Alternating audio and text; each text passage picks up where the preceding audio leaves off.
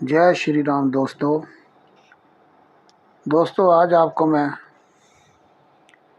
महाराज शिवाजी के समय की एक घटना के बारे में सुना रहा हूँ।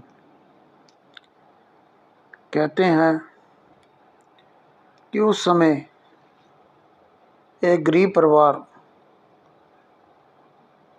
पति पत्नी दोनों घर में बैठे थे। बाहर बहुत तेज़ बारिश हो रही थी। वो आज अपनी मजदूरी पर भी नहीं गए थे। वो बातें कर रहे थे। सायंकाल का समय था। बातें करते करते पत्नी खाना बनाने के लिए चले गई। बाहर बहुत तेज़ बारिश थी। तो उसी समय एक दरवाजे पर युवक आके ठहरा। उसने दरवाज़ा खटखटाया। जो गरीब व्यक्ति था उसने दरवाज़ा खोला, पूछा कौन। तो उसने बताया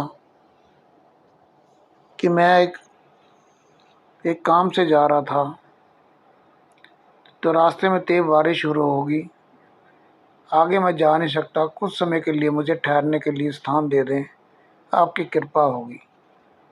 तो उस मज़दूर ने देखा कि देखने में वो एक सिपाही जैसा था। तलवार भी उसके हाथ में थी, घोड़ा भी था। तो उसने कहा आ जाइए अंदर, बैठिए। घोड़े को आंगन में बांध दिया। वो अंदर चला गया। अंदर गरीब व्यक्ति ने उसको कपड़े बदलने के लिए अपने कपड़े दिए। उसके कपड़े टांग दिए ताकि सूख जाए। वो बातें करने लगे। बाहर घोड़े को उसने थोड़ी सी घास दे दी खाने के लिए।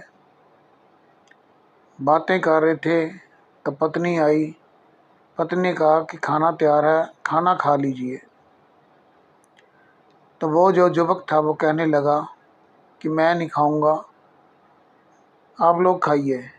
तो उन्होंने कहा कि घर में मेहमान आए, उसको खाना खिलाए बगैर हम दोनों खा लें, ये कौन सा धर्म है। वो युवक उनके प्यार भरे शब्दों से ना कर सका और खाना खाने बैठ गया। पत्नी ने 2 केले के पत्ते लाकर एक पति के एक युवक के सामने रख दिए। वो चावल लेके आई, चावल डाले। उसके बाद दाल लेने गई, दाल लाकर डाल दी। जो युवक के पतले में दाल डाली थी वो दाल बाहर निकलनी शुरू हो गई पत्ते से। तो युवक उसको संभालने लगा। एक साइड से संभालता तो दूसरी साइड से वो बाहर आने लगती। पत्नी जो थी ऐसा देखकर कुछ हंसने लगी। तो पति ने कहा तू हंसती क्यों है। तो उसने इशारा किया। तो पत्नी ने कहा युवक को, तुम भी क्यों शिवाजी की तरह बुद्धू ही हो। तो उसने कहा कैसे। उसने कहा जो चावल है उसमें थोड़ी सी गहराई कर लेते हैं, फिर दाल जो पड़ी होती है उसमें डालकर मिक्स कर लेते हैं, फिर खाते हैं। तो पति कहने लगा कि ये बड़े लोग हैं, तेरे को नहीं पता, ये कटोरी में खाते हैं। ऐसा उस युवक ने सुना तो कहने लगा नहीं ऐसी कोई बात नहीं है, पर एक बात बताइए, आपने शिवाजी को बुद्धू क्यों कहा। तो पत्नी कहने लगी कि वो महाराष्ट्र पर राज्य करना चाहते हैं, पर जब वो आक्रमण करने आते हैं तो गांव में वो आक्रमण करते हैं तो उधर किले से सैनिक आ जाते हैं, उनके आक्रमण करते हैं तो उनको भागना पड़ जाता है। यदि वो किले के सैनिकों पर भी आक्रमण करें और किले को ही ध्वस्त कर दें और सैनिक मारे जाएंगे तो वो राज्य कर लेंगे, क्योंकि उनके जैसा देश में योद्धा और कोई नहीं है जो धर्म पे चलता है। जैसे हम चावल में दाल को बाहर नहीं निकलने देना चाहते और गहराई कर लेते हैं और दाल बीच में डाल देते हैं। ऐसे ही उनको किले को ध्वस्त करना चाहिए, किले के सैनिकों को मारना चाहिए। उसको बात थोड़ी सी समझ आ गई। खाना खाया, उस पति पत्नी ने उसके लिए बिस्तर लगाया, वो लेट गया, पर रात को उसको नींद नहीं आई। सुबह वो जल्दी उठकर अपने कपड़े पहनकर निकल गया। पति पत्नी उठे तो देखा वो था नहीं। समय वर्ष व्यतीत होते गए तो कुछ वर्षों के बाद शिवाजी महाराज ने महाराष्ट्र फतेह कर लिया, किले को जीत लिया। तो कुछ सैनिक उनके जो मजदूर पति पत्नी थे, अब वो बूढ़े हो चले थे, और सैनिक आए उनके पास, उनके बारे में पूछा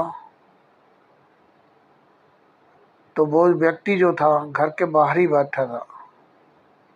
तो सैनिकों ने कहा कि तुझे महाराज ने बुलाया है। तो वो सोचने लगा और कहने लगा कि मैंने कौन सा अपराध किया है जो महाराज ने बुलाया है, मैं तो उनको जानता तक नहीं हूँ। तो उन्होंने पूछकर जो महाराज की तरफ से 2 थाल लेके आए थे चांदी के, उसमें कुछ मुद्राएं थी, कपड़े थे, उनको सौंप दिए। तो उसने कहा कि मैं तो महाराज को जानता नहीं, ये महाराज ने क्यों भेजे हैं। तो उन्होंने कहा कि हमें तो इतना ही पता है कि महाराज ने बताया था कि मैंने जहाँ से चावल दाल खाए थे वहाँ से मैंने एक शिक्षा ग्रहण की थी, उस शिक्षा के द्वारा ही मैंने आज महाराष्ट्र को जीत लिया है। तब उस मजदूर के ध्यान में आया कि हाँ, एक युवक कुछ वर्षों पहले हमारे घर में आया था। तब उसको पता लगा कि वो युवक शिवाजी महाराज ही थे। वो हैरान रह गया। पर ये कहानी हमें ये शिक्षा देती है कि कहीं से भी हमें अच्छा ज्ञान मिले, अच्छी सीख मिले, तो उसको अपना लेना चाहिए। वो कभी ना कभी हमारे ज़िंदगी में काम आएगी। आपको ये मेरी कहानी अच्छी लगी हो तो लाइक और सब्सक्राइब कर देना दोस्तों, ताकि मेरा हौसला बढ़ता रहे। अगली बार फिर आऊँगा कोई ना कोई नई कहानी लेकर। जय श्री राम।